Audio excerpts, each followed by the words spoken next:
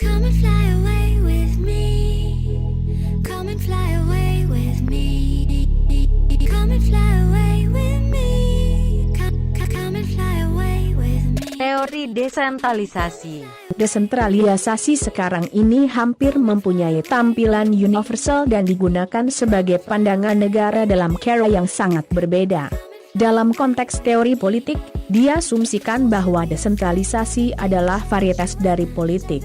Pemerintah desentralisasi yang ingin melakukan evaluasi normatif terhadap bentuk otoritas politik adalah yang mempertimbangkan dua kondisi mendasar. 1. Bahwa subdivisi teritorial dari negara mempunyai sebuah ukuran otonom. 2. Bahwa institusi tersebut dilibatkan secara demokratik. Pemerintah lokal dan demokrasi liberal. Argumen liberal mendukung pemerintah lokal yang demokratik sebagai metode terbaik menjalankan administrasi lokal dari layanan publik berada dalam dua kategori. Salah satu adalah yang mengklaim pemerintah lokal sebagai bahan untuk demokrasi nasional dan yang menekankan keuntungan lokalitas dari demokrasi lokal. C.H. Wilson di dalam esai on Local Government yang mengatakan bahwa demokrasi nasional membutuhkan demokrasi lokal sebagai administrasinya. Profesor Langroth, dalam idenya dipublikasikan di dalam jurnal Public Administration, bahwa sebuah sistem politik tanpa lokal self-government bukanlah yang demokratik teknis dan bahwa pemerintah lokal bukanlah mekanisme administrasi teknis dan bahwa nilai demokratik ini tidak dilestarikan oleh institusi demokratik lokal yang sifatnya tidak egaliter, divisif dan berlawanan dengan kemauan publik. Pendidikan politik. Fungsi pertama yang menjalankan desentralisasi negara bagi demokratik adalah pendidikan politik. Memahami proses institusi politik lokal untuk pendidikan politik seperti menempatkan beban yang tidak wajar. Yang penting, ini mungkin mengesampingkan pandangan bahwa pendidikan politik adalah fungsi dari proses dan institusi sosial ini lebih luas, seperti kelas dan pendidikan secara umum. Pelatihan dalam kepemimpinan politik. Kehati-hatian dibutuhkan saat menjawab klaim bahwa pemerintah lokal menjadi tempat latihan yang bagus untuk legislatif nasional.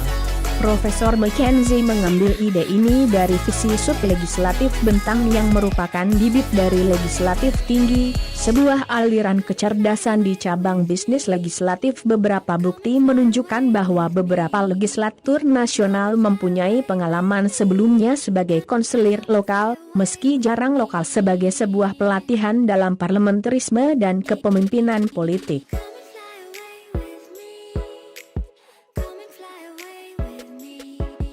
Stabilitas politik. Desentralisasi demokrasi dikatakan bisa menghasilkan lahirnya masyarakat yang lebih baik dan kemunculan harmoni sosial, semangat komunitas, dan stabilitas politik. Ekualitas politik. Pertama, demokrasi lokal dikatakan mendukung ekualitas politik dengan memberikan peluang ekstra terhadap warga negara untuk berpartisipasi dalam pembuatan kebijakan publik. Ini akan memperkuat ekualitas politik yang tertanam dalam hak sipil. Akuntabilitas. Nilai kedua dari desentralisasi terhadap individu dan komunikasi lokal adalah bahwa ini memudahkan akuntabilitas dan juga kebebasan. Responsivitas.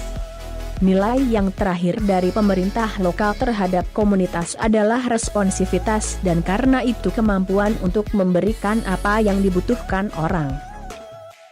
Interferensi ekonomi oleh pemerintah lokal.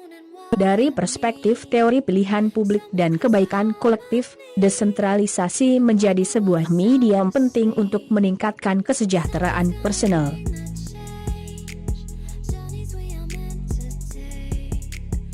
Pendekatan pilihan publik didasarkan pada asumsi bahwa keragaman preferensi individu perlu disesuaikan dengan beragamnya barang dan jasa.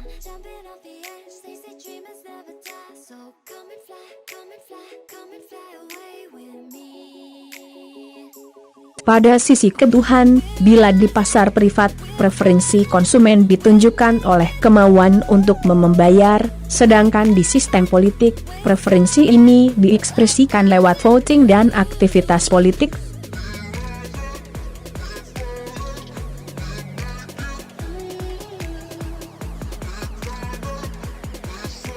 Di sisi supply, ada banyak masalah efisiensi alokatif dengan barang kolektif yang menetapkan apakah biaya produksi melebihi nilai jasa inak diberikan kepada masyarakat.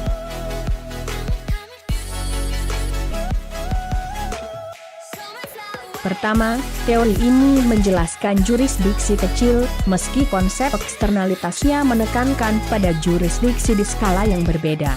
Kedua, kebutuhan politik, seperti kebutuhan lain, harus didukung oleh beberapa sumber daya. Ketiga, penggunaan bantuan kondisional untuk menginternalisasikan efek spillover cenderungan mengkonsentralisasikan kekuasaan di level pemerintah yang lebih tinggi. Keempat, sebuah teori pilihan lokasi yang didasarkan pada preferensi individu bisa melemah bila unit perumahannya keluarga. Kelima, keberadaan beragama supplier bukanlah jaminan adanya penagadaan yang tidak terbatas. Come and fly away with me. Come and fly away with me. Come and fly away with me. Marxis memberikan penjelasan lebih lengkap tentang kondisi level subnasional, khususnya dalam konteks kapitalisme kontemporer. Tujuannya adalah mengidentifikasi kepentingan inak diekspresikan lewat institusi subnasional, apakah ini didasarkan pada pola kelas atau konsumsi.